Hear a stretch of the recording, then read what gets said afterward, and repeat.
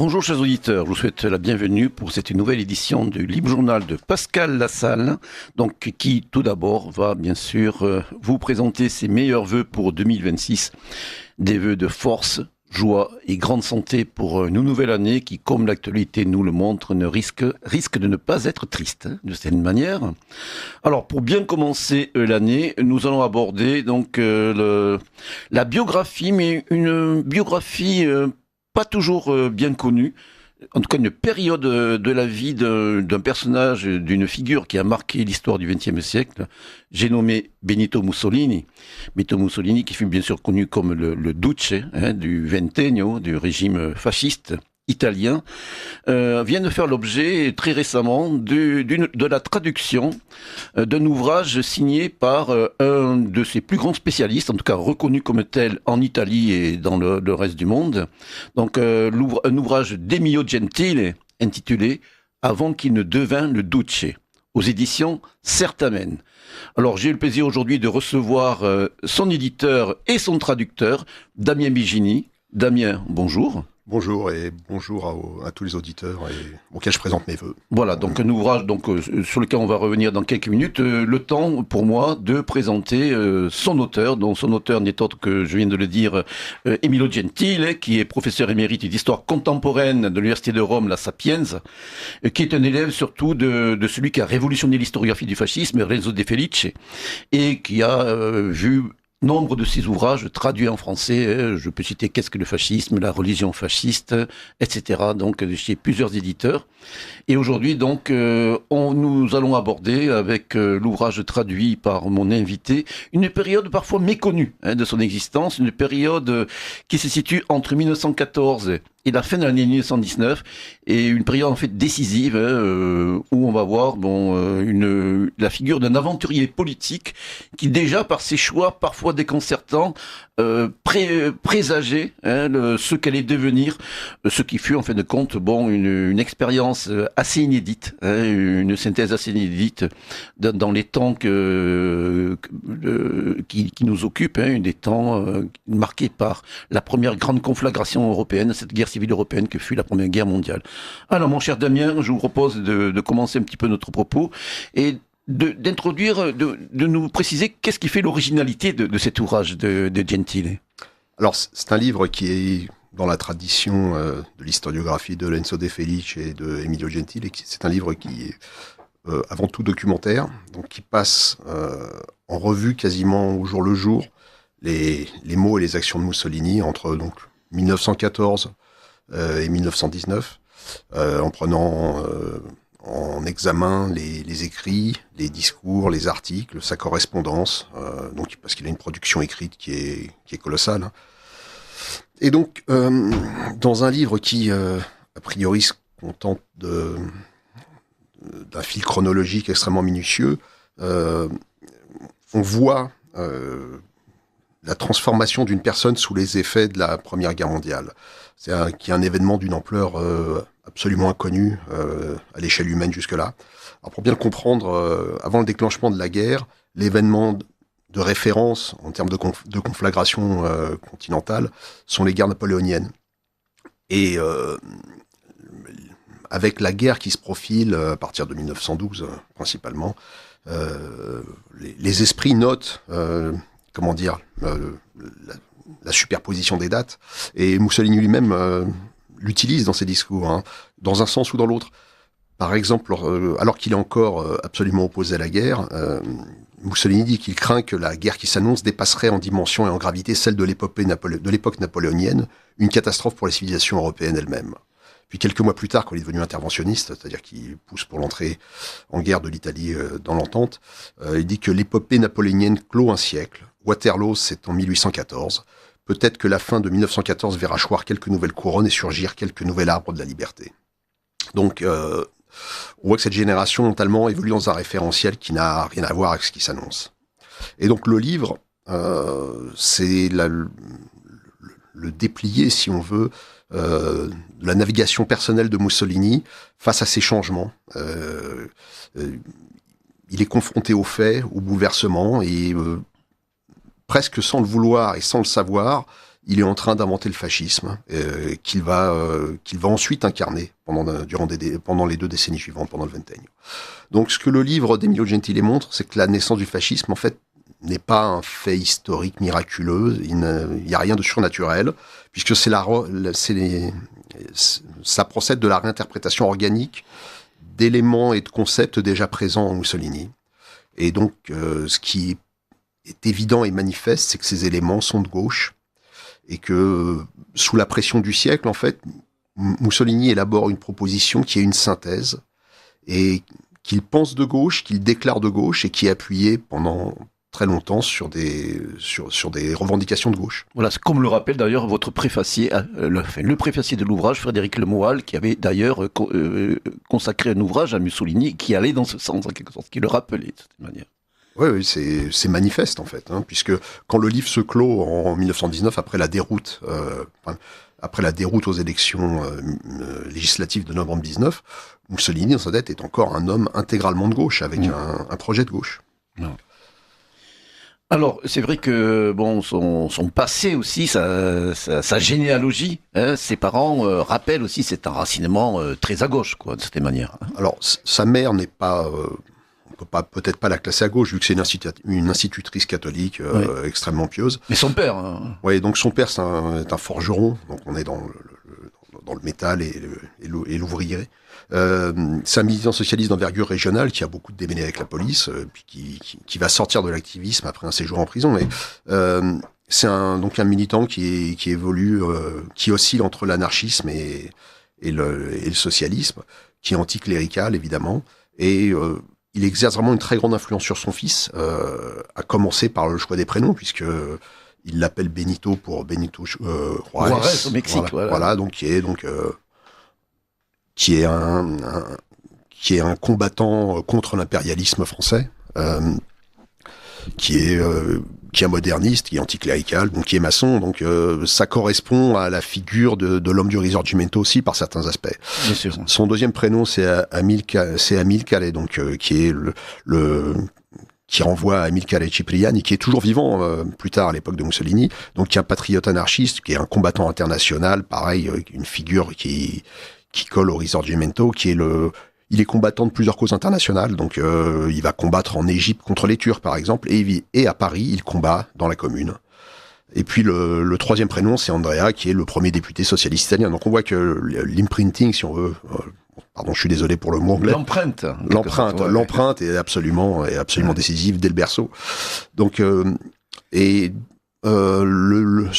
l'introduction du livre qui est dédié à l'enfance montre à quel point non seulement c'est décisif, mais ça s'accompagne d'une véritable révolte personnelle, un caractère qui est décrit comme rétif à l'autorité et qui est en révolte permanente. Il est choqué par le monde bourgeois.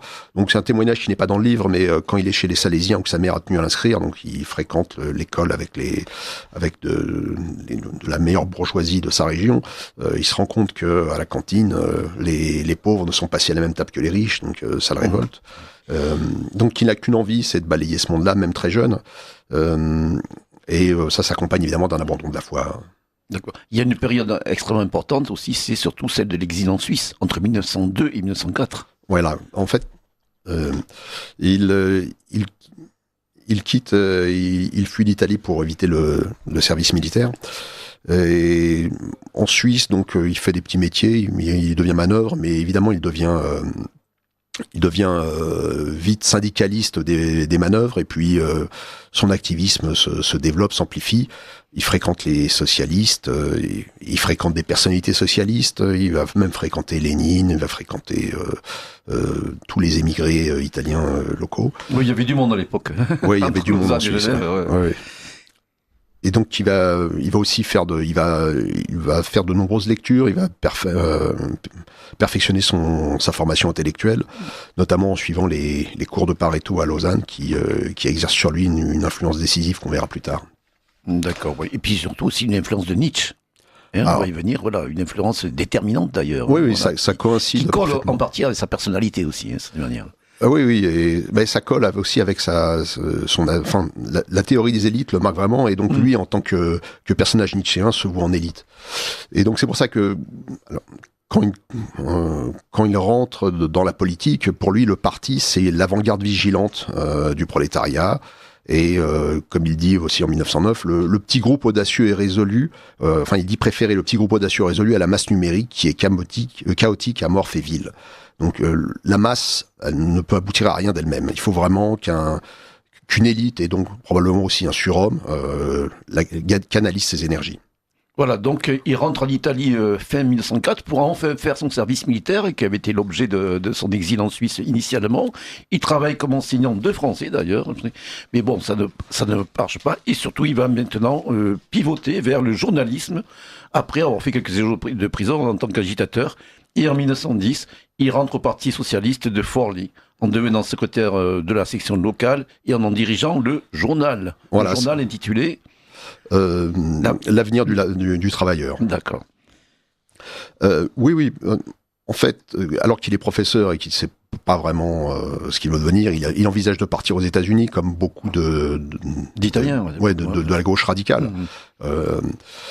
Les socialistes de la section locale de Forlì lui demandent de devenir leur secrétaire et de diriger leur journal. Donc ça, c'est deux pièces fondamentales de la décennie qui suit, c'est qu'il est à la fois, il devient politicien, enfin homme politique, et directeur de presse. Et donc ça correspond à l'idée de guide et d'élite qu'il se donne en fait. Et donc c'est la configuration qui va être la sienne jusqu'à l'accession aux responsabilités. Sauf qu'il va passer de l'échelle régionale à l'échelle nationale. Donc le Mussolini socialiste de l'époque est un militant radical qui est absolument révolutionnaire à l'époque où le parti est réformiste. Et donc pour lui, les enjeux économiques et la pression des syndicats sur le parti sont les sources d'une erreur. En fait, il dit que le parti a perdu de vue la révolution et se perd dans des enjeux gagne petit. Le socialisme ne se limite pas, c'est ce qu'il dit, ne se limite pas au simple problème de la création et distribution des biens, mais doit produire une conception totalisante, celle d'une civilisation supérieure à celle du capitalisme. Le socialisme doit affronter les problèmes politiques, moraux, culturels, religieux, juridiques qui transcendent la pure et simple question du pain. Donc on voit déjà qu'il donne le mot, il dit une conception totalisante. Donc voilà, et c'est l'élite du socialisme qui doit susciter cet avènement. Et donc, il nourrit évidemment dans sa détestation de l'esprit bourgeois, il déteste aussi le parlementarisme. Et donc, il y a une autre citation qui est intéressante. Il dit, au lieu d'avoir introduit le socialisme dans l'institution démocratique bourgeoise, ce sont les bourgeois qui sont parvenus à démocratiser le socialisme. Et en 1913, dans une interview à la folle, donc la foule, il dit « Je suis un citoyen d'une autre époque. Il a existé un temps où le socialisme n'était ni pratique, ni industriel, ni coopératif, ni bancaire. Il a existé un temps où le socialisme signifiait le désintéressement, la foi, le sacrifice, l'héroïsme. C'était il y a 30 ou 40 ans. Il existait alors des socialistes amoureux des idéaux. Aujourd'hui, il existe des socialistes, les plus nombreux, majoritaires, amoureux de l'argent. L'âme socialiste s'est mercantilisée. Le socialisme italien est désormais un gigantesque compute du donner et du recevoir. » Donc, on voit quelles sont ces catégories mentales. D'accord. Donc, alors, bien qu'il se sente isolé dans son propre courant, même parmi les révolutionnaires, son discours et son magnétisme embrasent la jeunesse socialiste. Donc, avec des interventions aux divers congrès nationaux du Parti socialiste, il accède finalement au bureau national. Et avec sa présence, le nombre de militants socialistes double en 2 ans. Et les lecteurs de l'Avent, ils croisent de la même manière après qu'il ait pris la tête du journal. Donc il a vraiment un écho réel dans la masse. Donc à ce moment-là, je pense qu'il faut s'arrêter, il faut revenir sur un élément qui est très important dans ce Mussolini qui est à la fois anticlérical, anti-religieux, antinationaliste. Il faut revenir sur la question de la patrie en fait. Donc d'un côté, il va manifester son abhorration pour la patrie, puisqu'il peut dire que la patrie est une mystification, un mensonge conventionnel. Nous ne sommes pas italiens et nous sentons au minimum européens. Les frontières patriotiques sont inconnues de la science, etc., etc. Donc, pour lui, parce que pour lui, la patrie s'identifie à ce moment-là avec le militarisme. Et donc, lui, il veut remplacer le concept de patrie supérieure par celui de classe. Donc, il qualifie aussi le nationalisme, l'impérialisme nationaliste italien de maladie morale. Et il déteste, il vocifère vraiment contre l'aventure coloniale italienne en Libye. La Tripolitaine, oui. Ouais. Donc il y a cette citation qui est vraiment intéressante. Il dit en réfléchissant, les nationalistes auraient compris qu'avant de conquérir Trente, Trieste ou la Tripolitaine, il faut conquérir l'Italie. Il faut apporter l'eau dans les Pouilles, bonifier la campagne romaine, porter la justice au sud et l'alphabet partout. Dans lui, ce sera l'assèchement des Barrés-Pontin. Exactement, tard, mais ça va dire, ça n'aura pas changé, quoi. Exactement. Oui, il y a des permanences alors que son discours change de semestre en semestre, hein, mais il y a des permanences. Il y a des élans qui sont récurrents, quoi. Et donc, malgré cet aspect apparemment virulent contre la nation, il faut voir qu'il y a son antipatriotisme ne disqualifie pas le concept de nation en soi. Ou de nationalité. Et de nationalité, voilà. Donc le premier article qu'il écrit quand il devient journaliste en Suisse en 1902, c'est un article sur les nationalités. C'est le sort des Arméniens et des Kurdes face à l'Empire turc. Et donc, pour un homme comme lui, qui est biberonné au Risorgimento en réalité, comme tous les socialistes, il est impliqué dans la question de la nationalité italienne, c'est-à-dire dans la lutte irrédentiste sur les nombreuses terres italiennes qui sont sous contrôle de l'Empire autrichien. Voilà, rappelons le Trentino, puis voilà. Aussi la côte dalmate. Voilà, Trieste, Fiume, bien sûr. Voilà, Fiume, et puis toutes les anciennes villes tous les comptoirs vénitiens qui sont austro-hongrois, mais qui devraient rentrer dans la nation italienne, puisque les villes portuaires sont à majorité italienne. Tout à fait. Donc, il n'est pas le seul, hein, puisque c'est vraiment la gauche de l'époque ne nie pas les torts qui sont faits à sa propre nationalité, ce qui est peut-être une différence avec la gauche d'aujourd'hui. Et donc, l'irrédentisme italien, c'est un vrai sujet de gauche. Donc, la figure centrale de l'époque, enfin, la figure presque... l'idole, c'est Cesare Battisti, qui est député austro-hongrois, du Parti socialiste austro-hongrois, qui est dans la ville de Trente, donc une ville italienne, mais dans l'Empire austro-hongrois, et qui engage Mussolini, il lui propose d'écrire pour son journal, et dès le déclenchement de la Première Guerre mondiale, Battisti rentre en guerre pour l'Italie, il est fait prisonnier, et il est fusillé, donc c'est vraiment le martyr du socialiste, c'est le martyr socialiste. Par excellence de l'irrédentisme. Donc il y a en fait tout ça pour dire que à cette époque il y a un nœud qui n'est pas résolu sur la question de la nationalité italienne. Puis il y a surtout l'idée que la nation est pour lui un cadre légitime. Il prend d'ailleurs, je crois, l'avènement d'une quatrième Italie. La troisième, celle du Risorgimento ne correspondait pas à ses vœux. La troisième Italie, rappelons que les deux premières étaient celles de Rome, bien sûr, l'Empire romain, et la Renaissance, bien sûr. C'est une période fastueuse. C'est ça. Et donc, pour un homme comme lui, qui est un enfant du Risorgimento, mais qui est aussi pétri de culture classique, et puis qui connaît les références, qui subit la même nostalgie que les grands intellectuels du Nord qui venaient faire le grand tour en Italie et en Grèce. En fait, il y a cette nostalgie pour la grande Italie. Il ne peut pas la renier, cette patrie. Et par contre, il confie au socialisme le fait de faire naître une quatrième Italie qui doit certes être à la hauteur culturelle de son passé, donc c'est pour ça qu'il réclame l'alphabétisation par exemple, mais elle doit être aussi prolétarienne, industrielle, productrice, en santé physique et spirituelle, donc elle doit être progressiste. Voilà, tournée vers la modernité. C'est ça, exactement. Alors, on va voir que justement, Mussolini va se révéler, à la surprise générale, enfin de beaucoup, interventionniste à partir de 1914, le déclenchement de la guerre. Alors, il le cache longtemps, et c'est un processus qui est détaillé donc dans le deuxième chapitre du livre par Emilio Gentili. Il le subit lui-même, et c'est peu à peu qu'il se découvre interventionniste. Il le cache parce qu'il a des responsabilités. Et donc, il est à la tête du journal du Parti Socialiste, il est à la tête de la 20, et donc il va maintenir la ligne du parti jusqu'au bout, qui est la ligne de la neutralité absolue. Tout à fait. La neutralité absolue, c'est-à-dire que même si les Allemands, enfin les Français attaquaient l'Italie, ou les Allemands attaquaient l'Italie, enfin peu importe, les ouvriers ne devraient pas combattre. Voilà, rappelons aussi à nos auditeurs les plus jeunes que l'Italie était à cette époque-là membre de la Triple Alliance. C'est ça. Avec l'Allemagne et l'Autriche-Hongrie. C'est ça, mais en réalité, elle œuvrait déjà au retournement d'alliance, puisqu'elle travaille au pacte de Londres, qui envisage son entrée dans l'entente contre, le retour dans le giron national des terres irrédentes. Des terres irrédentes, oui. Voilà.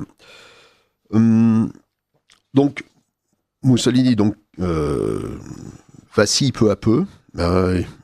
L'idée de rentrer en guerre devient respectable d'une certaine manière à partir du moment où il envisage la guerre aux côtés de la France et de l'Angleterre. Pour plusieurs raisons, parce que faire la guerre contre les empires, contre les prisons des peuples, tout simplement, faire la guerre pour libérer les nationalités, donc c'est déjà un projet qui est compatible avec la pensée de gauche italienne. Il est aussi impressionné par le fait que la gauche française a rejoint l'Union sacrée. Bon, même s'il a fallu tuer Jean Jaurès quand même, mais pour lui ça l'impressionne, ça le fait douter. Et puis c'est un point sur lequel Frédéric Lemoal, donc notre préfacier, revient souvent, et il a raison de le souligner, c'est que le précédent de la Commune dans la gauche italienne, c'est un précédent d'une guerre de gauche et d'une guerre du peuple contre un empire, au moment où la bourgeoisie a renoncé à exercer son rôle de guide de la société. Donc la bourgeoisie a trahi, et c'est le peuple en armes qui se soulève contre un empire. Voilà, la dimension patriotique de la Commune, contre les Versaillais. C'est ça, et contre les Prussiens. Et contre les Prussiens, bien entendu. Ouais. Et enfin, c'est un révolutionnaire à cette époque-là. Et il est encore révolutionnaire, et donc l'idée que la guerre puisse être émancipatrice est présente en lui. Donc il y a une citation qui est intéressante. Il dit « Vous ne devez pas croire que la bourgeoisie se félicite de notre interventionnisme. Elle grogne, elle craint quelque chose, elle suppose que le prolétariat, une fois doté des baïonnettes, puisse les employer à ses propres fins sociales. » Ouais, tout à fait. Donc voilà. La guerre comme un vecteur de changements radicaux, en fait. C'est ça, c'est exactement ça. Ouais. Alors, il est mobilisé. Je crois dans les Bersaglieri, donc, si ma mémoire est bonne, avec leur fameux chapeau plume de coq. En plume de coq. Donc il est mobilisé en 1917, et là ça va être vraiment un bouleversement de ses convictions de cette manière, avec cette expérience du feu, en fait, quand cette expérience de la guerre, comme l'ont vécu beaucoup d'ailleurs de futurs théoriciens, de futurs activistes politiques en Italie et en Allemagne notamment. Oui, c'est une expérience qui le surprend lui-même énormément, parce que déjà il se rend compte qu'il y a une véritable faillite de la politique. Tel qu'il la pratiquait. Il y a un passage qu'il écrit assez tôt dans la guerre, où il décrit ses compagnons. Il dit « Aime-t-il la guerre, ces hommes ? Non. La déteste-t-il ? Non plus. Il l'accepte comme un devoir qui ne se discute pas. Je n'ai moi-même jamais entendu parler de la neutralité ou d'interventionnisme. Je crois qu'un très grand nombre de ces Bersaglieri venus de lointains villages ignorent jusqu'à l'existence de ces mots. Les slogans de mai, c'est-à-dire de mai 1915, les grandes émeutes, les grandes manifestations pour l'entrée en guerre, les slogans de mai ne sont jamais parvenus jusqu'à eux. À un moment donné, un ordre est tombé, une affiche a été collée sur les murs, la guerre. Les paysans de la plaine Vénète et ceux des montagnes des Abruzzes ont obéi sans discuter. L'autre prise de conscience, c'est que le concept de classe et le socialisme ont échoué à éviter que des ouvriers s'entretuent. Et au contraire, ils se sont entretués en fonction de leur nationalité. Et de leur patrie, voilà. Et de leur élan patriotique. Voilà, ils sont tous morts pour la patrie.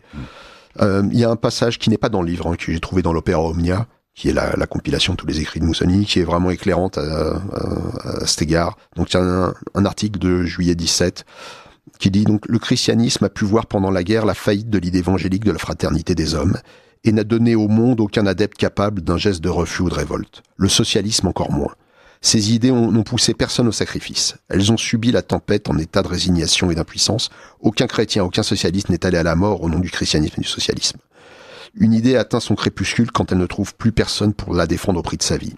L'internationalisme facile des 50 dernières années d'histoire européenne avait remisé parmi les antiquités idéologiques la notion de patrie.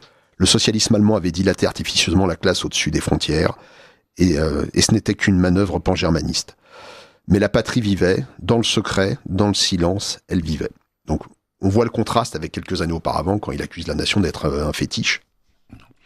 Alors surtout aussi à ses yeux, cette guerre représente un processus d'achèvement de l'unification italienne, qui avait été jusqu'alors relativement incomplète, quoi. Oui, elle était incomplète dans les frontières et dans l'esprit du peuple. Dans l'esprit, voilà. C'est encore des identifications locales et régionales, très vivaces, même si le reste encore aujourd'hui. Hein, ça reste aujourd'hui, mais, voilà, donc Mussolini... Il y avait quelque chose d'inachevé, en fait. Oui, c'est inachevé, et c'est ce qui se passe aussi, je pense, en France, hein, comme on l'a dit. Sûr, bien sûr. Donc, il y a dans un article de 1915, il écrit « Ici, personne ne dit « je rentre dans mon village », on dit « je retourne en Italie ». L'Italie apparaît ainsi, peut-être pour la première fois dans la conscience de ses nombreux fils, comme une réalité unique et vivante, comme une patrie commune en somme. Et en 1916, il dit « Cette guerre est un grand creuset où se mêlent et se fondent tous les Italiens, le régionalisme est fini ». Donc, même lui, en fait, il constate vraiment le démantèlement de toutes ces illusions d'avant-guerre, de toutes ces conceptions d'avant-guerre. Et donc, ce qui le surprend plus que tout, c'est le fait que des hommes de toutes les classes collaborent ensemble au nom de la patrie. Donc, je cite encore une petite citation d'un article de décembre 17. Les mots république, démocratie, radicalisme, libéralisme, le mot même de socialisme n'ont plus de sens. Ils en auront un demain, mais ce sera celui que leur auront donné les millions de revenants. Il pourra être totalement différent. Il s'agira peut-être d'un socialisme anti-marxiste, par exemple, et national. Les millions de travailleurs qui retourneront au sillon de leur champ après avoir été dans le sillon des tranchées et réaliseront la synthèse de l'antithèse, la classe et la nation. Donc on voit bien qu'il a totalement dépassé le concept de lutte de classe et qu'il est mis face aux faits indubitables de la nation. Alors l'Italie se retrouve, malgré le prix payé, notamment dans le Frioul et sur le front des Alpes, dans le camp des vainqueurs, et Mussolini revient dans la société civile, et il se donne comme projet de transformer la victoire militaire italienne en victoire politique, de ce qu'on va qualifier, ce qu'il a qualifié à l'époque, d'interventionnisme. C'est ça, c'est exactement ça, c'est son projet politique en fait. Je vais continuer avec une citation. Il dit à ce moment-là, c'est nous qui avons perçu l'énorme potentiel révolutionnaire de cette guerre, qui pouvons être et seront écoutés par ceux qui rentreront des lignes de feu. Les gars des tranchées nous comprendront, les autres ne seront pas audibles. Les anciens combattants se livreront à une comparaison, qui sera la condamnation ultime et définitive du neutralisme. Se dressent devant nous de nombreuses toutes les possibilités matérielles et spirituelles, y compris la domination sur la société. Après avoir défendu la maison commune, nous procéderons à sa bonne mise en ordre. Il ne doit y avoir aucun rôle de premier plan pour les salauds et les pleutres. Donc voilà, c'est... On voit à quel point le phénomène qui va accoucher en quelque sorte de son engagement politique est lié à la guerre, comme nous le verrons aussi dans d'autres pays vaincus, comme l'Allemagne par exemple, avec le phénomène des corps francs et de la génération du front en fait. Exactement. Donc malgré tout, alors qu'il a toujours dans ses discours des accents révolutionnaires, il ne souhaite pas que la guerre se transforme en révolution. Parce que, en vérité, il craint plusieurs choses. Il craint que les masses socialistes soient embrasées par ce qui se passe en Russie ou ce qui se passe en Hongrie. Bolchevique, rappelons non plus nos auditeurs. Oui, puisqu'en 17, il y a la révolution bolchevique. Ou le coup d'État, devrions-nous dire, mais bon, voilà. Et donc, il veut absolument éviter la révolution. Puisqu'il a une formule qui revient régulièrement, c'est qu'après avoir remporté la guerre, il faut gagner la paix. Donc, je donne un exemple, un extrait d'article qu'il a écrit sur la fin de la guerre. Il y a enfin un paramètre psychologique qui pulvérise les prévisions lugubres des prophètes de malheur. Les gens qui reviendront des tranchées seront là de la violence. Il est absurde d'envisager, sauf dans le cas d'une défaite, un supplément de guerre civile, une immédiate période de convulsion. Après la guerre, il y aura une détente des esprits et des corps, il y aura le besoin impérieux de se racheter, d'aimer après avoir haï, de jouir après avoir souffert, de produire après avoir détruit, de gagner après s'être abandonné au fatalisme d'une mort certaine. Et avec la victoire viendra l'orgueil, déjà visible chez les mutilés et les blessés, du devoir accompli. Une politique qui ne sera pas complètement idiote devrait se préoccuper d'augmenter la probabilité que cette reprise tranquille de l'ancien cours de la vie. Alors justement, en cette fin 1918, on voit que Mussolini entrevoit ce monde nouveau qui va naître de la paix. Et surtout, ça va le convaincre de dépasser toutes des catégories qu'il juge dépassées, obsolètes, antiques, comme le socialisme, le républicanisme, le monarchisme, l'électoralisme. Pour à ses yeux, ces choses-là ne veulent plus rien dire. On voit véritablement qu'il se situe à l'avant-garde, en quelque sorte, des processus qui doivent être mis en place. Oui, et pour sa part, le plus gros acte, le pas franchi le plus grand, c'est c'est le dépassement de la dictature du prolétariat. Exactement. Alors il met en avant justement deux figures qui vont compter pour lui, en tout cas qu'il va exposer dans ses écrits, ses discours. C'est ce qu'il fait.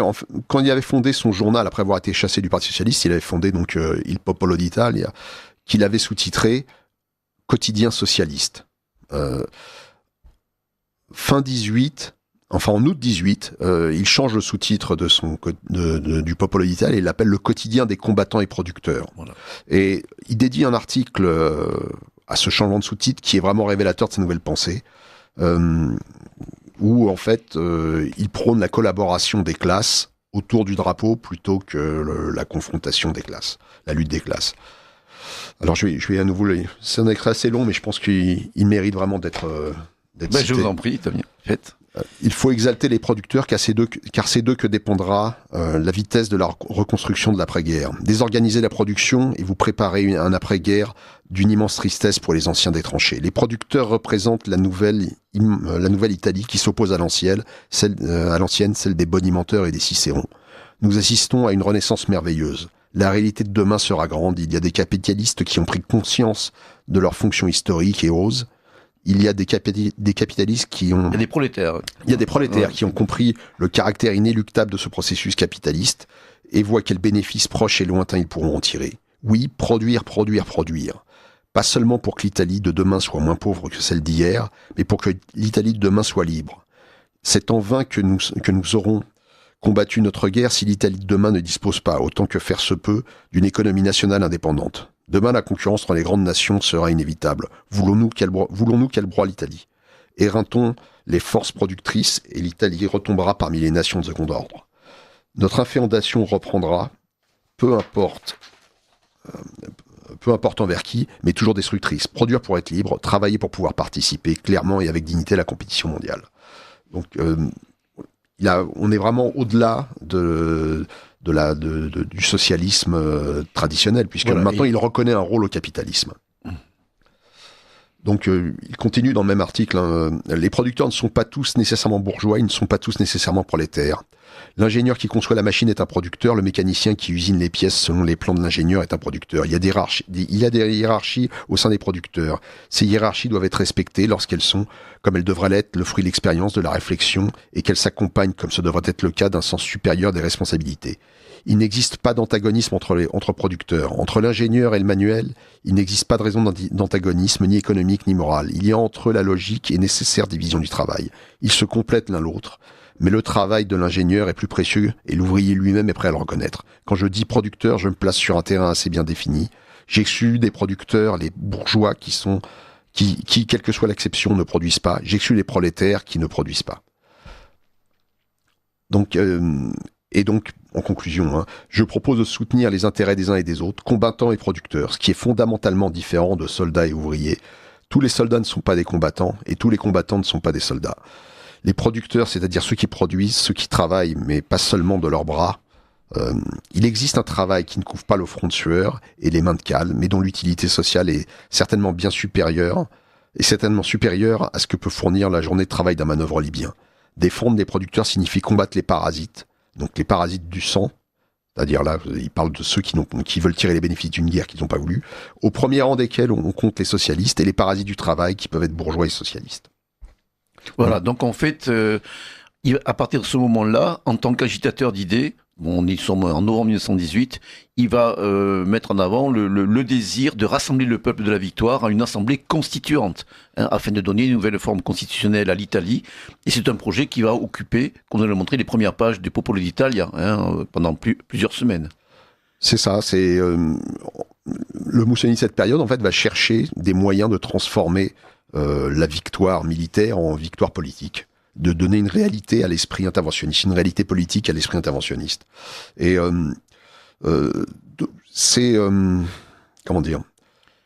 oui, dans sa tête, il pense que les combattants qui rentrent du front le resteront et qu'ils ne renieront pas la guerre, en fait, qu'ils resteront interventionnistes et que les vertus de l'interventionnisme sont celles qui doivent piloter le projet italien de l'après-guerre. Et surtout, point commun à l'Allemagne, ce sont les vertus qui ont lié ces combattants entre eux. C'est des solidarités, c'est les épreuves qu'ils ont traversées, que ce soit les Arditi italiens ou les Stoßtruppen allemandes. Par exemple, il y a cet esprit commun, en fin de compte, et on voit surtout chez Mussolini ce pragmatisme, cette capacité à saisir le moment.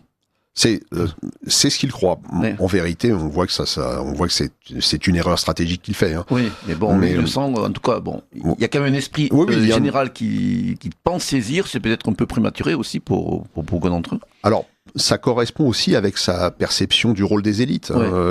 Lui, il pense que l'élite interventionniste saura mobiliser les autres combattants de la même manière qu'ils étaient mobilisés par leurs officiers au fond. Ouais. Alors il dit à l'époque, par exemple, il y a face à face deux races d'Italiens, deux mentalités d'Italiens, deux âmes d'Italiens, deux types d'Italiens. Ceux qui ont fait la guerre et ceux qui ne l'ont pas faite. Il faut se convaincre que les bourgeois et prolétaires qui ont connu la tranchée sont aujourd'hui irrémédiablement différents des bourgeois et des prolétaires qui sont restés à la maison. Voilà, l'idée qu'il y a un homme nouveau qui a émergé donc des orages d'acier et du conflit, quoi. Ah, oui, c'est exactement ça. Ceux qui ont fait la guerre pour de bon, c'est-à-dire 2-3 millions d'Italiens, une fois la paix revenue, ne cracheront pas sur la guerre qu'ils auront combattue. Et donc lui, il se donne pour mission donc de prendre cette nouvelle nation et de vaincre avec elle contre l'antination. Et ce qu'il veut faire, donc, c'est qu'il veut recueillir le travail qui rentre des tranchées. Voilà, donc c'est les idées, c'est cette élite mobilisatrice et une sorte d'avant-garde. Hein. Bon, on voit aussi là l'influence des idées de Nietzsche et de Vilfredo Pareto, comme vous l'avez souligné. Oui, et en fait, à mon avis, c'est un angle mort dans sa pensée. C'est qu'il est convaincu que c'est généralisé à l'ensemble de la population, à l'ensemble des combattants, mais en vérité, ce n'est partagé que par la petite minorité qui se réunit autour de lui et de son journal, c'est-à-dire les Arditi, les futuristes, les anciens combattants nationalistes, anti-monarchistes, et puis les anti-bolcheviques. Voilà, ceux qui avaient été le plus impliqués, voilà, à la fois dans cette vision du monde et puis aussi dans les combats. Les Arditi, on rappelle, c'était les troupes d'assaut. Hein, oui, c'était les troupes d'assaut, c'était l'équivalent des Sturmtruppen, mais voilà, des Stoßtruppen à l'allemande. D'ailleurs, à l'époque, voilà, dans son QG, il a le symbole des Arditi sur un drapeau, c'est-à-dire un crâne avec un poignard entre les dents. Donc oui, il compte parmi ses projets vraiment toute l'année entre fin 18 et l'année 19, il veut organiser ses énergies en une force politique, lui donner un programme et de manière à ce qu'elle soit en état d'exercer une pression culturelle sur les candidats à la législature, puisqu'on sait que tout va devoir changer dans la Nouvelle-Italie. Alors le projet d'assemblée constituante très vite se désagrège, puisque sa propre mouvance est très disparate, et puis par sa personnalité à lui qui est très clivante, on va dire, pour utiliser un mot un peu moderne, devient d'abord, il est contraint de la transformer en constituante de l'interventionnisme, c'est-à-dire qu'il va essayer de réunir autour de son projet les divers partis interventionnistes. Et puis finalement, ça va être la constituante du Popolo d'Italia, qui va être un échange entre ses lecteurs, ses abonnés, ses sympathisants et la rédaction. Et donc tous les jours, il va publier des courriers, des articles sur son journal.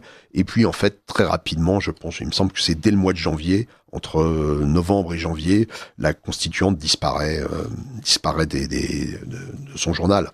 Par contre, ce qui est évoqué, les pistes de programmes qui sont évoqués à l'occasion des échanges sur la constituante sont vraiment en fait ceux qui sont retenus déjà par Mussolini, parce qu'il faut toujours savoir que Mussolini utilise son journal pour structurer le mouvement à sa manière et selon ses inspirations. Et donc ce qu'il en retient, c'est qu'en fait on est dans un programme de gauche réformiste qui est partagé par les syndicats, qui est partagé par une partie du Parti socialiste. Les revendications donc des faisceaux de la constituante, puisque c'est ainsi qu'ils ont été constitués, qui étaient censés animer le débat public. Ils revendiquent pour le monde du travail, ils revendiquent la journée de 8 heures, l'assurance santé, la retraite à 65 ans, une réforme agraire, l'assistante aux mutilés de guerre, la reconnaissance des revendications professionnelles de l'époque, notamment pour les chemins de fer. Sur les institutions, ils demandent le suffrage universel et le vote à la proportionnelle, l'abolition du Sénat, le rabaissement des limites d'âge à la députation, parce qu'en Italie, évidemment, dans la vieille Italie monarchique, il fallait avoir plus de 40 ans pour être député. Donc là, on a un mouvement jeune qui croit dans la jeunesse, donc qui demande à balayer le monde gériatrique, en fait. Giovinezza. Mais c'est exactement ça. Et donc les mesures économiques, alors on demande la confiscation des profits de guerre, la confiscation évidemment des biens et revenus ecclésiastiques, et leur mise sous administration civile, puis la fin de l'économie de guerre elle-même pour le retour aux logiques civiles, donc la fin des rationnements et la conversion, le retour des usines à la production civile. Ce sont des revendications en fait qui vont rester présentes jusque tout 1919 et en vérité bien après. Alors derrière tout ça, Mussolini travaille à contenir son aile révolutionnaire qui voudrait remplacer la monarchie par une république. Il tend à freiner ça parce que justement, il sait que si on remet en cause la monarchie, il y a le risque de la révolution. Voilà, surtout que les idées bolcheviques gagnent du terrain en Italie, notamment dans les rangs du Parti socialiste à cette époque-là. Et oui, parce que l'exemple soviétique, ce qui se passe en Russie, la guerre civile à l'époque, rappelons-le, c'est la révolution qu'ils ont tous attendu pendant très longtemps, et finalement, elle advient. Et à ce moment-là, Mussolini, lui, qui ne veut pas de cette révolution, alors, par sa propre évolution politique, mais on peut aussi imaginer parce que c'est devenu sa vocation de combattre ses anciens ennemis, ses anciens partenaires, parce qu'il est extrêmement rancunier aussi. Et donc, lui, il devient de plus en plus démocrate et de plus en plus électoraliste. Il revendique même le titre de travailliste, en fait. Et l'exemple parfait, ce sont les élections qu'il y a eu en Angleterre pour lui, qui ont demandé un retour à la normale sans bouleversement. Et donc... en plus de cette promotion de la ligne anglaise, il va organiser des contre-manifestations et il va marquer les socialistes au maillot, si on peut dire, pour essayer de neutraliser toute tentative de déstabilisation. Il ne veut pas que les socialistes deviennent les vainqueurs de la paix après avoir refusé la guerre, notamment. C'est ça. Ouais. En novembre 18, il est à Livourne et il fait un discours. Juste après la victoire, il fait un discours qui est assez révélateur en fait. Voilà ce qu'il dit. Les vérités qu'on brandissait comme absolues se sont révélées aujourd'hui obsolètes. Nous dont la vie a macéré dans les tranchées, qui avons vu nos frères mourir, nous vous disons, arrière chacal, si la guerre fut nôtre, alors nôtre également doit être la paix. Nous qui voulûmes la guerre, nous reprendrons la lutte. La vie tout entière est une lutte. On ne trouve la paix que dans les cimetières. Nous devons accomplir une vaste œuvre de rénovation. Et pas de révolution, il faut noter. Mais il faudra voir par où commencer et comment. Tant que la paix n'est pas signée, il faut que l'Italie soit tranquille, fraternelle. Reste la question du comment, le comment de la rénovation. Tant que tous nos frères ne seront pas revenus, nous ne pourrons procéder à de grandes rénovations. Donc on voit que c'est quelqu'un qui temporise en fait. Il essaye de repousser les échéances parce que dans son propre entourage, on veut sinon la rénovation, sinon la révolution, au moins la rénovation des institutions. Et lui, il se montre fuyant, il essaye juste de contenir son aile. On verra quand tout le monde rentre. En fait, c'est qu'il essaye d'associer en fait la tentation révolutionnaire à une sorte d'arnaque socialiste. Tous les partis ont pris rénover pour mot d'ordre. À l'inverse, le parti le plus nombreux, mais le plus impuissant, a proclamé ce programme, dictature du prolétariat. Cette dictature serait pourtant exercée par un petit nombre qui n'a jamais été prolétaire. Et vous imaginez que nous, qui avons combattu toutes les dictatures, nous voudrions nous soumettre à celle-ci ? Nous sommes pour la liberté contre toutes les dictatures et nous nous opposerons d'autant plus à ceux qui ne sont que les parasites de la classe ouvrière. Donc voilà, c'est assez intéressant et un peu ironique de voir que Mussolini se proclame ennemi de toutes les dictatures. Mais bon, c'est son objectif en fait, contenir le révolutionnarisme bolchevique. Voilà. Le moment est venu de la diffusion d'un bobino pour notre radio. Radio Courtoisie ne vit que grâce à ses auditeurs. En faisant un don à Radio Courtoisie, vous lui garantissez une indépendance totale et la liberté de ton que vous ne trouvez pas ailleurs. Rendez-vous dès maintenant sur soutenir.radiocourtoisie.fr ou envoyez votre chèque au 61 boulevard Murat, 75 016 Paris. Je vous rappelle que vous êtes à l'écoute de Radio Courtoisie, du libre journal de Pascal Lassalle, qui a aujourd'hui le plaisir de recevoir Damien Migini, qui est éditeur aux éditions de Certamen, traducteur d'un ouvrage remarquable du grand spécialiste reconnu du fascisme italien, Emilio Gentile, avant qu'il ne devienne Duce, donc qui aborde une période cruciale de l'existence de cette figure de l'histoire italienne et européenne, la période 1914-1919. Alors, nous sommes à un moment où justement Mussolini est assez contesté, de cette manière, par les plus radicaux, les plus révolutionnaires, dans son élan réformiste. Et c'est pour ça qu'il va essayer de chercher des alliances avec l'interventionnisme de gauche. Malheureusement, sa personnalité politique et sa personnalité caractérielle fait qu'il brûle les ponts toujours rapidement. Donc, il reste extrêmement isolé. Donc, après l'échec de la Constituante, il lance une nouvelle initiative, et c'est l'acte fondateur de naissance du fascisme, c'est qu'il constitue les faisceaux de combat. Alors les faisceaux de combat, qu'est-ce que c'est? Bon, le faisceau, c'est un format politique qui est connu de l'Italie du 19e siècle, qui est connu à gauche, qui est connu à droite, qui est connu dans le monde agricole, et donc c'est le groupuscule d'hommes, donc qui va agir. Rappelons peut-être pour nos plus jeunes éditeurs, qu'est-ce qu'il est le symbole du faisceau, en fait de compte. Alors le faisceau, c'est le faisceau romain porté par les licteurs, c'est-à-dire un groupe de lances réunis autour d'une hache, c'est-à-dire la troupe autour du chef. Voilà, puis l'union qui fait la force, la cohésion qui fait la force, donc ça symbolise la force de l'État, l'autorité de l'État, de la puissance publique. Oui, chaque magistrat romain qui se déplaçait était entouré de deux porteurs de faisceaux et de deux licteurs. Donc voilà, c'est un très vieux symbole qui renvoie justement, c'est quelque chose qui est cher à Mussolini. Bon, c'est cette gloire de l'Empire romain. Mais qui est cher aussi aux républiques, puisque vous l'avez sur le passeport français et vous avez le faisceau sur le passeport. Vous l'avez dans le Sénat américain aussi. Exactement. Bon, là, c'est l'imprégnation antique de la Révolution française, bien sûr dans sa période républicaine. Et puis voilà, on rappelle que Mussolini était un autodidacte extrêmement cultivé, qui avait dévoré bouquin après bouquin. Donc voilà, c'est quand même, ça renvoie à cet imaginaire glorieux et ce passé glorieux de l'Italie.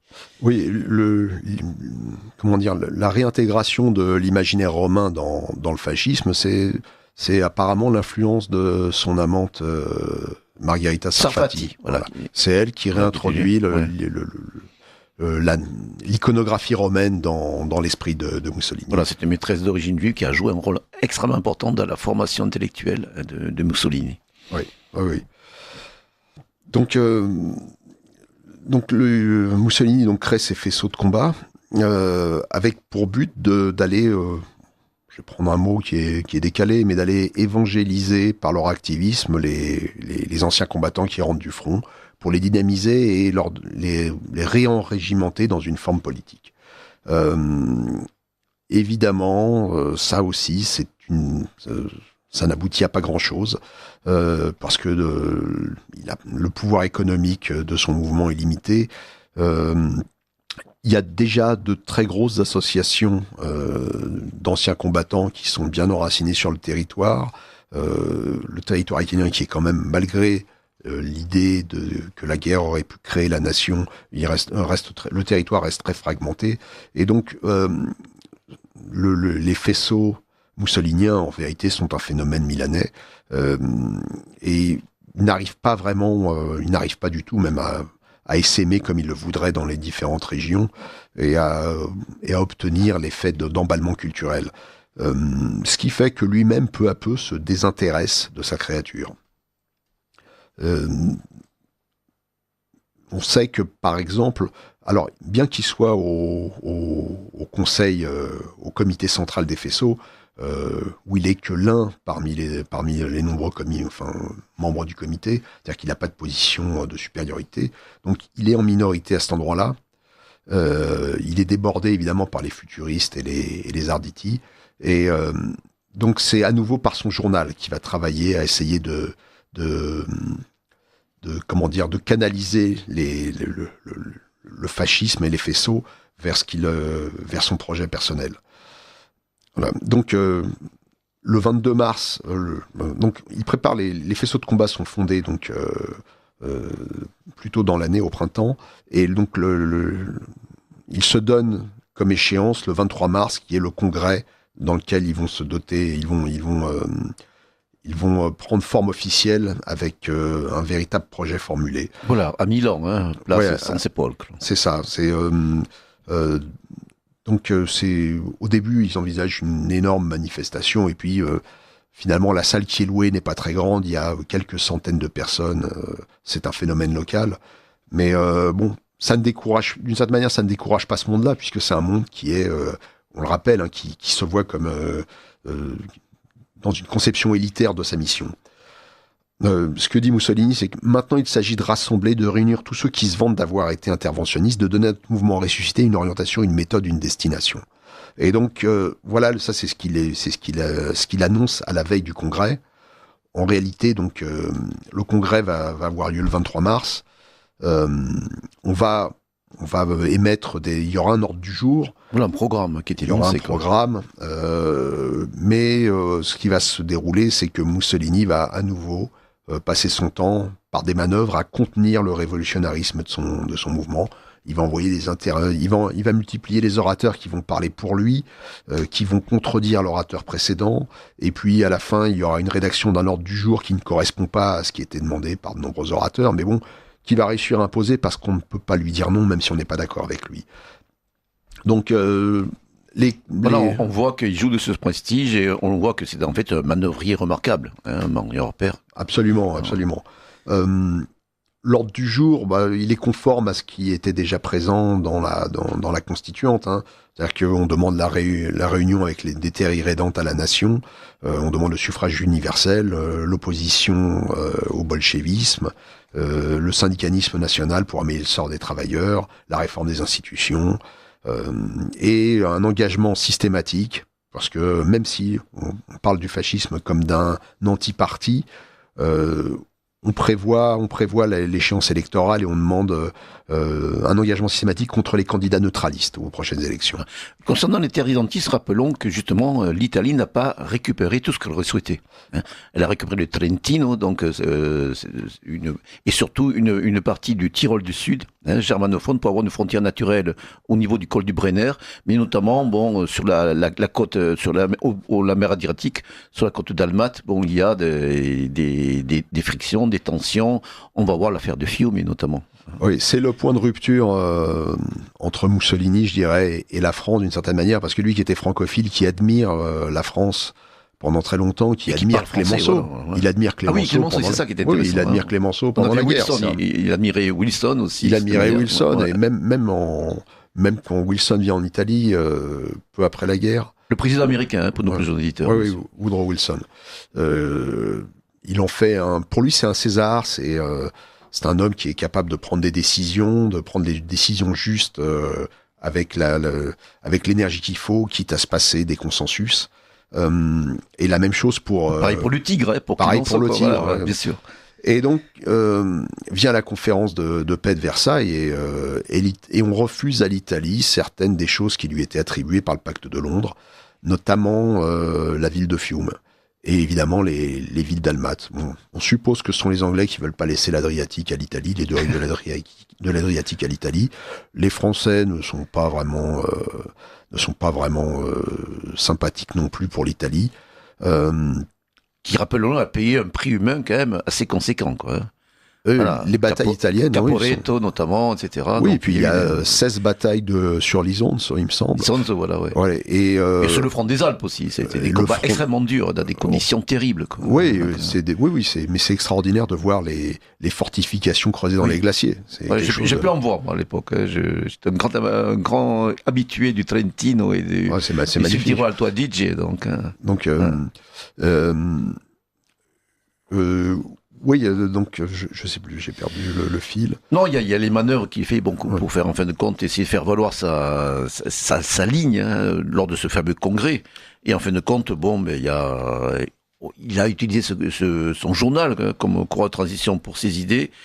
Et il y a encore un programme plus détaillé qui va mettre en avant dans les pages de Popolo d'Italia, la construction vraiment du programme d'Efeso, qui est le programme, enfin, la ligne qu'il veut mettre en avant, plutôt qu'une ligne plus radicale et plus révolutionnaire qui serait contre-productive, de cette manière. Oui, donc on revoit toujours les mêmes revendications revenir, c'est-à-dire l'abolition du Sénat, le remplacement par une chambre syndicale, et son remplacement par une chambre syndicale qui doit fonctionner aux côtés de l'Assemblée.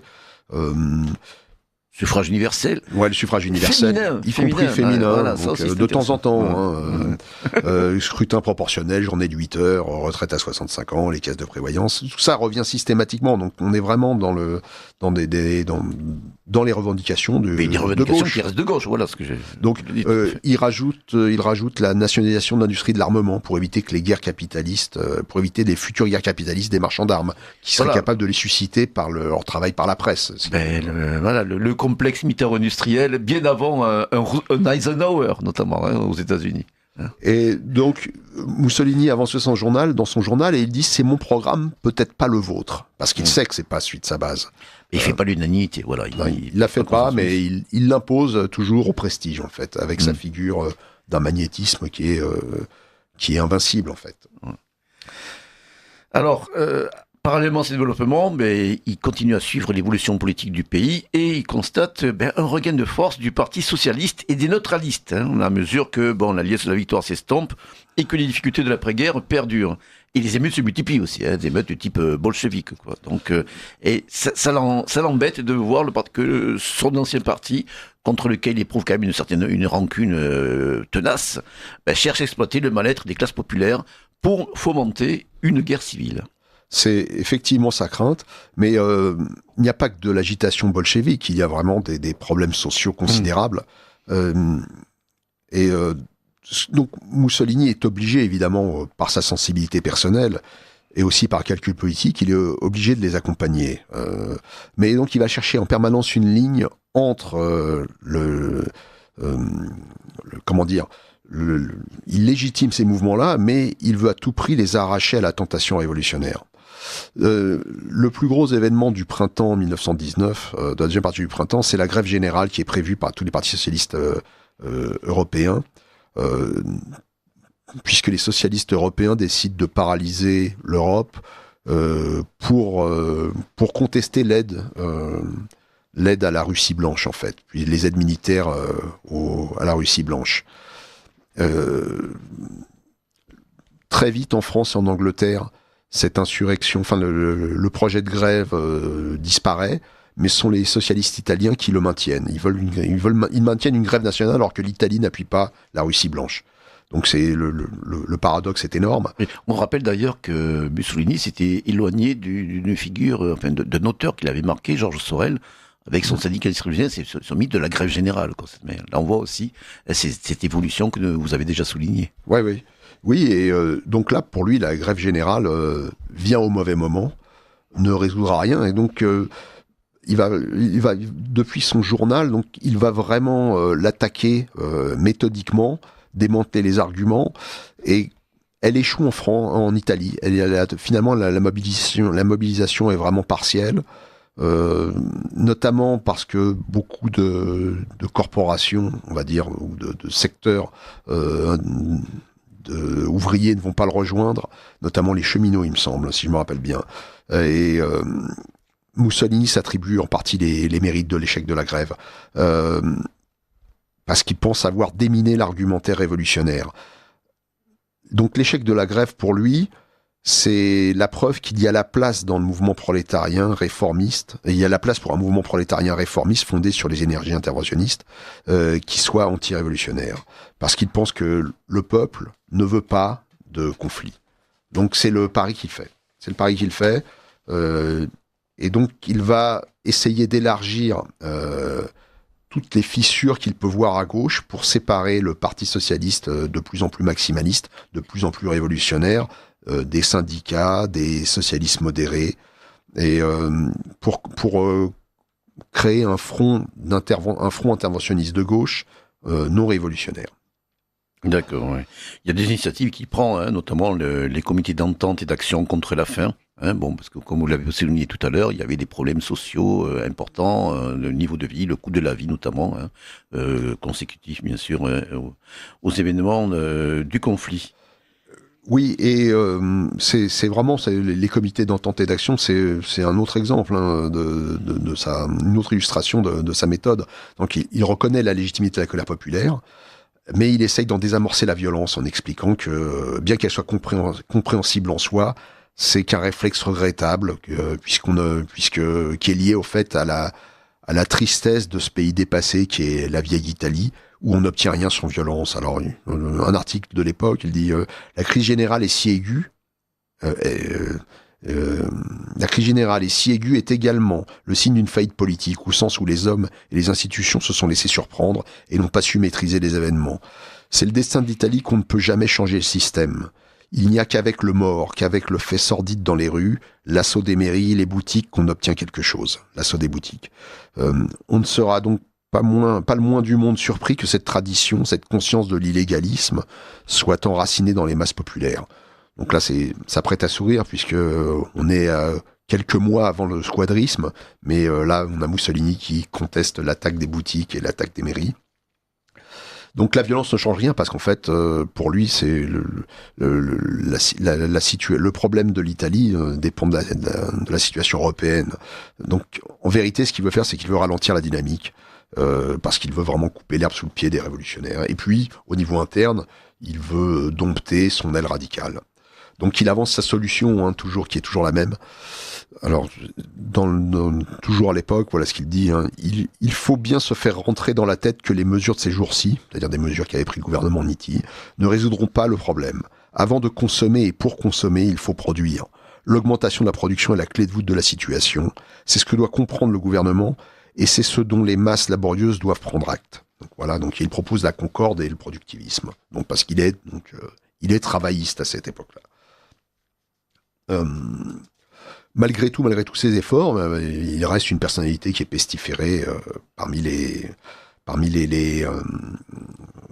à gauche, malgré tout. Donc il porte l'image de la traîtrise, parce que bien qu'il fasse toutes les ouvertures possibles, il reste l'homme qui a voulu la guerre à gauche. Et il est dans un état d'isolement qui fait que ces tentatives d'ouverture n'aboutissent jamais. Et donc, quand le parti fasciste lance son congrès de Florence en octobre, en vue des élections de novembre 19, c'est en fait, c'est le congrès d'un groupuscule qui est vraiment isolé. Donc le rapprochement n'aboutit en fait. Non, non. Et puis il y a eu des tentatives qui auraient pu aboutir, mais au dernier moment, il va vouloir faire une manifestation de force sur des questions irrédentistes. Il va déclencher une émeute dans Milan contre des socialistes interventionnistes qui étaient proches de rejoindre sa mouvance. Parce qu'il y a une polémique sur la question de l'irrédentisme, et donc il se coupe les portes qui réussit à entrouvrir, en général avec beaucoup de difficultés. Il a un problème de caractère. Oui, voilà, on l'a dit, elle avait une personnalité difficile, qui est, comme on l'a dit tout à l'heure, selon le terme consacré, clivante. Ouais. Combien clivante, quoi. Et donc, il y a une approche avec l'approche des élections, il se rend compte qu'il va au-devant de la défaite. Il espère malgré tout que il y ait une place pour sa proposition interventionniste, mais il comprend que ça va être très difficile de faire brèche entre ce qu'il appelle les noirs, c'est-à-dire les chrétiens qui seront les futurs chrétiens démocrates, et les rouges. En parallèle, sa propre base, c'est à ce moment-là qu'il est plus fragilisé, parce que lui, en tant que grand militant de l'irrédentisme, pour lequel la ligne était c'est-à-dire qu'à Versailles, lui, il ne demande pas le partage des colonies des Allemands. Il ne veut aucun butin, il ne veut pas de colonie turque, il ne veut rien récupérer. Il demande juste le retour. Oui, il garde une ligne anti-impérialiste, en fait. Voilà. Il demande juste le retour des terres italiennes dans le giron de la nation. Selon le principe d'ailleurs des nationalités de Wilson, rappelons-nous. Oui, mais c'est vraiment ça concorde. Voilà. C'est le problème majeur de Mussolini, c'est que ça sera le premier point de rupture avec les démocraties, bien avant l'affaire de l'Éthiopie, la sortie de la SDN. Je pense que la graine de la discorde, elle est placée à cette époque-là, puisqu'il perçoit qu'il y a deux poids, deux mesures, puisque c'est une partie du livre. Il y a quelques pages qui sont dédiées, où Mussolini se demande comment ça se fait que demander à ce que des villes à majorité italienne restent italiennes, rejoignent la nation italienne, c'est considéré comme de l'impérialisme, alors que l'impérialisme français et anglais ne sont pas contestés. Et on voit, ils sont partagés les ruines de l'Empire ottoman, avec des mandats de la SDN, de la Société des Nations nouvellement créée. C'est ce qu'il dit, c'est où tout le monde est impérialiste, où personne ne l'est. D'ailleurs, lui, il précisait qu'il n'avait pas objectif de récupérer, par exemple, les anciennes colonies allemandes, que les vainqueurs se sont partagés, en Afrique notamment, ou dans le Pacifique. Oui, et puis il y a des îles, les anciennes îles, on va dire de tradition vénitienne ou génoise, dans Dodécanèse, oui, dans la mer Égée. Ça ne l'intéresse pas. Et donc lui qui a mis cette ligne à la rentrée des terres italiennes dans la nation, il est mis en échec face à sa propre base par un homme qui a osé, qui est Gabriele D'Annunzio, qui va à Fiume, qui prend Fiume, c'est-à-dire une des villes qui devait être attribuée à l'Italie par le pacte de Londres et qui ne lui est pas attribuée. Donc rappelons pour nos plus jeunes auditeurs que Gabriele D'Annunzio était un écrivain célèbre, qui défrayait la chronique, qui avait même participé, fait des gestes spectaculaires pendant la guerre. Il avait survolé Vienne, un avion, il avait lâché des tracts. Il avait été blessé, je crois, si je me souviens bien. Pas à l'occasion de ce vol-là. Pas l'occasion de ce vol. En tout cas, voilà, c'était une figure, on va dire, du monde littéraire et maintenant politique italien. Et il s'est fait doubler, Mussolini, ça veut dire. Il se fait doubler, exactement. Et face à sa propre base, il passe pour un timoré. La fin du livre contient les échanges entre Mussolini et D'Annunzio. Voilà. Rappelons d'ailleurs pour les auditeurs en quoi ça consiste. Bon, il y a une prise de pouvoir dans Fiume avec des combattants, beaucoup d'anciens combattants, et la mise en place d'ailleurs d'un régime assez original. C'est ça. Qui a inspiré notamment un auteur que je tiens aussi à remémorer pour nos auditeurs, Claudia Salaris, la fête de la Révolution, aux Irons du Rocher, qui a montré en quelque sorte toute l'originalité de cette expérience unique, qui mélangeait à la fois des réalités, des idées de gauche et de droite, des idées parfois très audacieuses pour l'époque, de cette manière, vraiment un certain libertarisme militaire en quelque sorte, et aussi la mise en avant d'une sorte d'entité guerrière en quelque sorte, où les valeurs de solidarité du front, des tranchées étaient mises en avant, avec une dimension aussi esthétique et qui partait parfois un peu dans tous les sens, quoi. Voilà. Oui, donc D'Annunzio se rend à Fiume avec des anciens combattants. Il force le barrage, il force les barrages de l'armée italienne, et il prend le contrôle de la ville et il devient son administrateur. Un seigneur médiéval, presque. Avec une constitution. Un condottiere qui a gardé la ville, qu'on l'avait chargé dont il s'est emparé. Donc le livre contient les échanges, de nombreux échanges entre Mussolini et D'Annunzio. Et D'Annunzio lui écrit vraiment, lui parle très très mal. Il le prend de haut. Il le prend de haut. Ouais. Il le traite de baudruche, il lui dit, mais moi, je dors pas depuis 6 jours, je travaille, je combats, on n'a rien. Et vous, qu'est-ce que vous faites? Vous écrivez, vous parlez, mais il dit, percez-vous le ventre et faites-en sortir l'air. Donc, on imagine comment Mussolini a reçu ses propos, quoi. Très très mal. Donc très mal. Donc clair. Mussolini, à un moment, est obligé de feindre. Il dit, d'accord. Je propose de vous envoyer des troupes, ensuite on prendra Ancône et puis on descendra, on devrait être rejoint par les carabiniers, et puis à chaque fois, il dit je vais ouvrir une souscription, je vais vous envoyer de l'argent, donc probablement qu'il a envoyé l'argent, mais les troupes ne viennent jamais, et puis il repousse l'échéance, et puis à un moment il est sauvé, il dit il va y avoir les législatives, ça y est, la date est fournie, on remet ça après législatives. D'accord, il temporise, quoi. Il temporise. Mais sa prudence finit par passer pour la passivité, quoi. Auprès de beaucoup de... Je pense que c'est une des raisons de l'échec complet aux législatives qui arrivent. C'est que il n'a pas réussi à ouvrir chez les modérés et il s'est vraiment coupé. Il a été simplement ridiculisé par D'Annunzio qui a fait qui a fait les choses, alors que lui continue de parler depuis son journal. Donc arrive le vote, et bon, bah, c'est une catastrophe Donc électorale. novembre, voilà, nous sommes en novembre 1919, pour situer. Oui, novembre 1919, donc sont législatives, donc c'est une catastrophe complète. Encore une fois, même dans son parti, on lui avait demandé de ne pas se présenter. C'est-à-dire qu'on lui demande de ne pas se présenter, et il s'entête. Il s'entête. Ouais. Et donc parce qu'il se présente, il se coupe vraiment toutes les possibilités d'alliance électorale. Donc il n'est pas élu député, sa liste fait quelques milliers de votes, c'est une catastrophe complète en fait.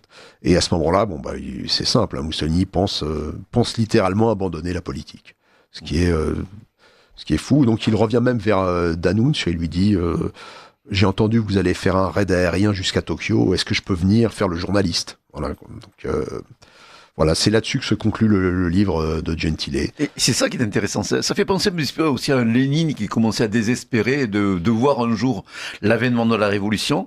Et en fait, là, on s'aperçoit comment c'est ce que Dominique Venner qualifiait d'imprévu dans l'histoire. C'est d'ailleurs ce que dit Gentile dans son introduction, enfin dans sa petite préface, son petit texte introductif. Il dit l'histoire fait des sauts catastrophique que personne ne peut prévoir. Oui. Donc voilà, le saut est à venir. Voilà.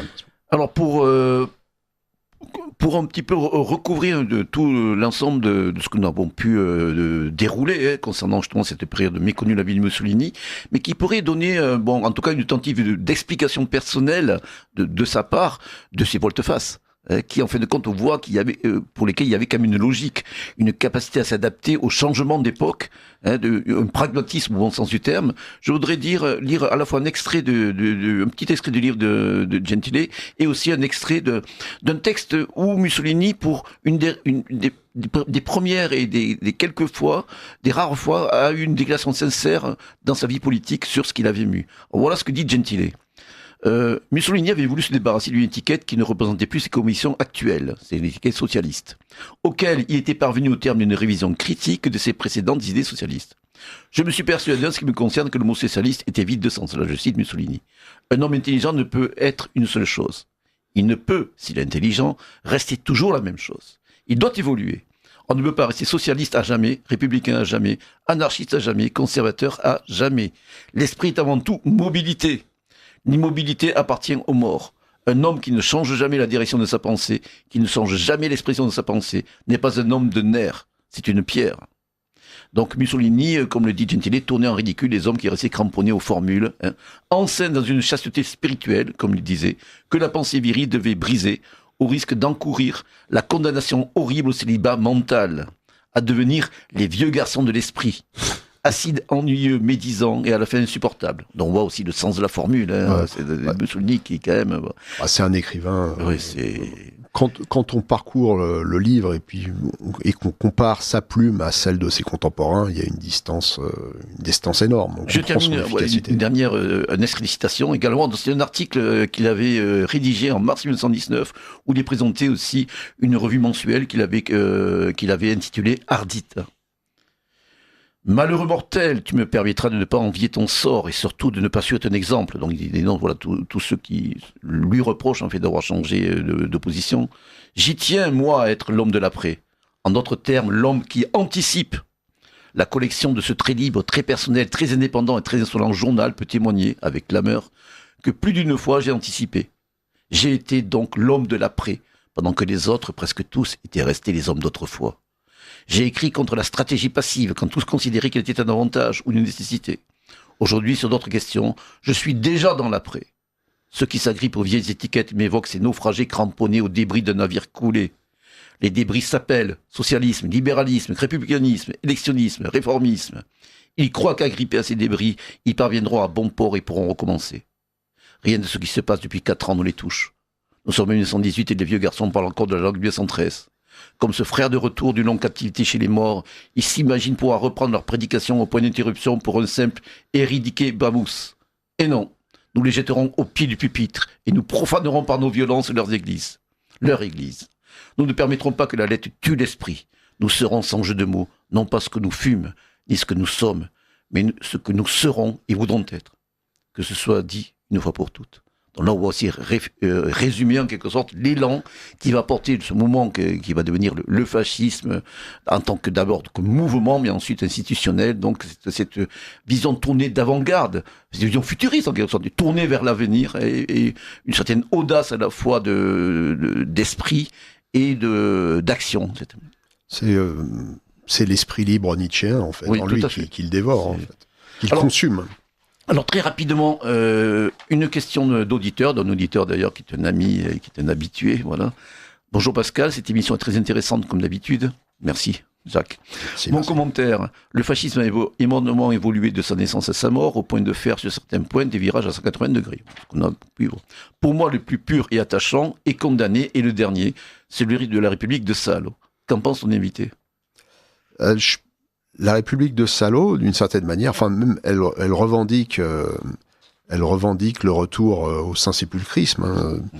Elle met en place des initiatives économiques qui sont un retour vraiment aux origines fascistes, avec de la participation des ouvriers à la gestion des entreprises, ainsi de suite. Mais il faut quand même noter quelque chose, c'est que Mussolini n'a pas voulu qu'on appelle ça, qu'on appelle la République de Salo, qu'on l'appelle la République fasciste italienne. Il l'appelait la République sociale italienne. Ouais, voilà.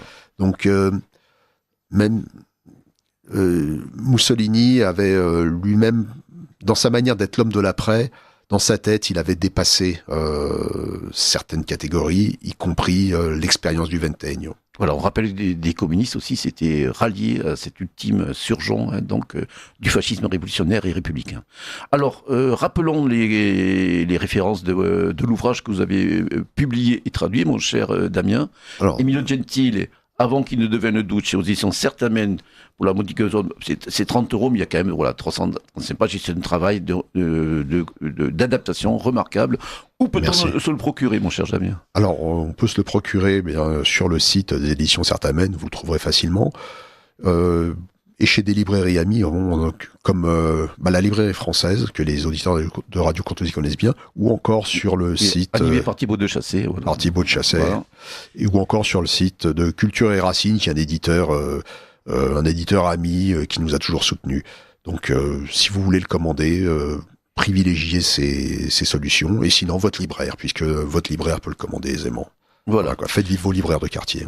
Alors, mes petites recensions mensuelles, au pas de charge, au pas de course comme d'habitude. Alors, plus ou moins en rapport, même plus que moins en rapport avec le sujet du jour. Donc, la réédition d'une petite brochure qui avait été initialement publiée en 1977, qui était co-signée par Daniel Cologne et Georges Gondinet. Georges Gondinet aussi, qui est un l'éditeur de l'édition Pardès notamment, et qui vient aujourd'hui de sortir une nouvelle maison d'édition intitulée LIF, LIF, dans cette édition, dans le cadre de mes auditions.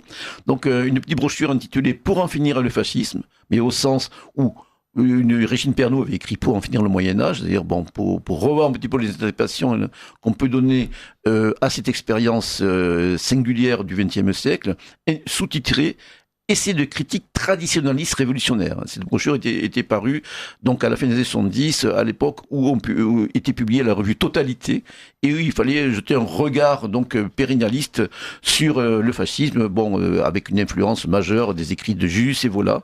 Et cette brochure garde, à mes yeux, et aux yeux bien sûr de celui qui le réédite, une certaine actualité, en rappelant ce que pouvait être à la fois, mais aussi les critiques qu'Evola avait apportées à cette expérience, dont il a été aussi un acteur singulier, et notamment à travers plusieurs chapitres, notamment concernant le matérialisme biologique et la radioisterie. Je vois il y a plusieurs chapitres, un examen des critiques aussi des historiographies de l'époque, même si certaines sources sont ajoutées, certaines découvertes. Depuis la différence entre totalitarisme et totalisme, là, on parlait aussi de dépasser le racisme par une démarche qu'il qualifiait de générisme. Là, c'était une allusion à la doctrine trinitaire des races chez Evola, etc. Donc pour moi, notamment pour les plus jeunes, c'est une brochure qui garde son intérêt, que je conseille vivement. Pour voir, en fin de compte, un essai de critique traditionnaliste révolutionnaire, donc apporté dans le sillage donc de la tradition pérennialiste, dont Daniel Cologne et Georges Gondinet, Pour en finir avec le fascisme, essai de critique traditionnaliste révolutionnaire, aux éditions LIF, LIF, le procurer sur le site des éditions ou dans les bonnes librairies. Deuxième ouvrage qui est publié par l'ami Benoît Leuillet des éditions du Paillon, donc qui aussi anime le site Europa Diffusion. Donc un ouvrage traduit d'un éditeur qui fait preuve d'un remarquable dynamisme. C'est les éditions Passaggio dal Bosco, qui sont animés notamment par Marco Scartasi. Donc, des ouvrages, il y a une production qui est à la fois considérable dans la quantité et la qualité, un nombre d'ouvrages qui méritaient d'être traduits. Donc, Benoît s'y ingénie depuis déjà quelques temps, et il vient de publier un ouvrage de Matteo Colnago qui est intitulé « L'athlète combattant », sous-titré « La discipline sportive comme voie spirituelle, technique et orientation pour le dépassement de soi ». Alors là, il s'agit de ce que nos amis italiens savent vraiment faire, c'est-à-dire, on le voit un peu dans le sillage du pragmatisme de Mussolini, adapter donc des expériences historiques, une vision du monde, la réactualiser concrètement dans la vie de tous les jours et surtout la mettre en connexion avec l'évolution, le changement d'époque et les défis qui s'offrent à nous aujourd'hui. Donc il s'agit de savoir comment régénérer corps et esprit à travers la voie du guerrier appliquée au domaine sportif. Donc la voie du guerrier, bien sûr, c'est celle qui a été développée par Juste Evola. Donc Matteo Colnago, qui lui, est un pratiquant de sportif, il a pratiqué la boxe, le parachutisme, la plongée sous-marine et l'alpinisme. Il est surtout passé par le régiment parachutiste Folgore. C'est dans cette brigade qui s'est illustrée notamment en Afrique du Nord en 1942 lors de la bataille de Del Alamein. Donc il rappelle d'ailleurs dans cet ouvrage, dans ce petit ouvrage que je ne peux que conseiller vivement aux plus jeunes, mais aussi aux moins jeunes, et notamment ceux qui ont l'esprit sportif, et pour donner en quelque sorte une autre stature, une autre dimension à ce qui est parfois dévoyé, en ce qui concerne sa pratique et son impact dans la société. Donc ce petit ouvrage qui montre plein de références à des époques qui ont marqué à la fois l'historique et des pratiques. Voilà. Donc il y a des conseils à la fois pratiques et sur le plan doctrinal aussi, des petits rappels, des références qui seront tout à fait pertinentes pour nos auditeurs, en particulier les plus jeunes. Donc je rappelle les références: Matteo Colnago, l'athlète combattant, la discipline sportive comme voie spirituelle, technique et orientation pour le dépassement de soi, donc aux éditions du Paillon, et que l'on peut commander en priorité sur le site de Europa Diffusion. Voilà. Alors, il nous reste 3 minutes, mon cher Damien.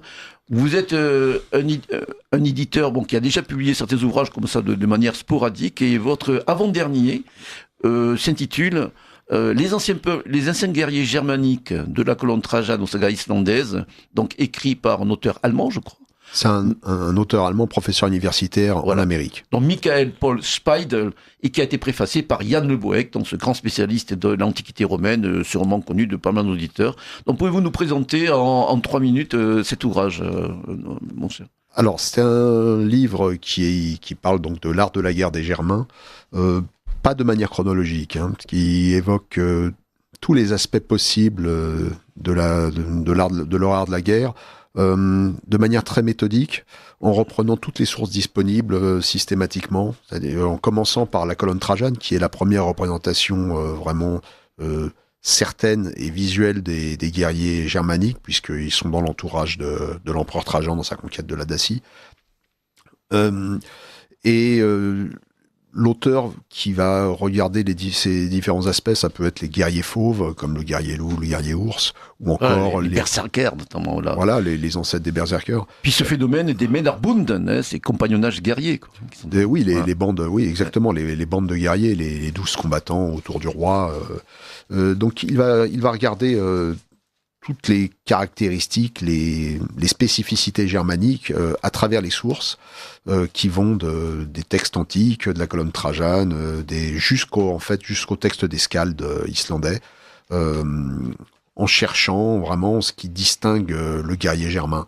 Et pour simplifier, la conclusion, c'est que les guerriers germains sont un réservoir d'un art de la guerre extrêmement original et originel, qui est l'art des Indo-Européens, qui sont conservés au-delà des de la période historique. C'est-à-dire que les Grecs et les Romains vont oublier cet art de la guerre pour devenir des soldats, pour créer des armées de métier, tandis que les Germains resteront des guerriers. Donc la civilisation crée le soldat, les Germains restent des guerriers, et pour Speidel, l'Antiquité qui aboutit au Moyen-Âge, en vérité, c'est la victoire du guerrier sur le soldat, puisque des Germains vont naître l'esprit de la chevalerie. Éthique, voilà, exactement, une éthique du guerrier, et rappelons que les Germains étaient qualifiés de Kriegerkultur. En fait, c'est une sorte de régénération d'un empire romain orientalisé, décadent, qui a reçu cette sève nouvelle, qui a réactualisé en fait de compte notre indo-européanité avec justement cette figure du guerrier qui était primordiale et cette synthèse romano-germanique qui va accoucher du Moyen-Âge européen que nous connaissons. Alors ce que dit Speidel, par contre, c'est que les Germains sont dans l'armée romaine dès les premiers siècles. Et ils deviennent... Oui, il rappelle qu'ils étaient employés comme auxiliaires notamment pour des unités d'élite. Oui, mais garde prétorienne... Exactement. Il y avait des unités, les Equites Singulares notamment, voilà, de mémoire. Bien, ce sont ces propos, donc c'est un ouvrage aussi que je conseille vivement à nos auditeurs. Donc, je vous remercie. Voilà, je vous remercie de nous avoir fait le plaisir d'être présent aujourd'hui, mon cher Damien. Le plaisir était pour moi. Et je donne rendez-vous aux auditeurs pour nos aventures métapolitiques le mois prochain. Au revoir.